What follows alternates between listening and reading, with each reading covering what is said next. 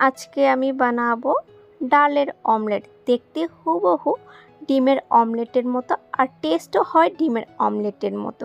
তো এখানে আমি মসুর ডাল 100 গ্রাম নিয়ে 2 ঘন্টা আগে ভিজিয়ে রেখেছিলাম। এবার এগুলো ধুয়ে একটা মিক্সির ঝাড়ে নিয়ে নিলাম। নিয়ে এর সাথে দিয়ে দিলাম পেঁয়াজ কুচি, টমেটো কুচি, গোটা কাঁচা লঙ্কা, আর দিয়ে দেব আদা কুচি, গোটা রসুন, স্বাদ মতো নুন, হলুদ গুঁড়ো, জিরের গুঁড়ো, ধনের গুঁড়ো, শুকনো লঙ্কার গুঁড়ো, আর দিয়ে দেব অল্প পরিমাণ জল। দিয়ে ঢাকাটা বন্ধ করে মিক্সি করে নেব। মিক্সি করে নেওয়ার পর এবারে এই মিশ্রণটা একটা বাটিতে ঢেলে নেব।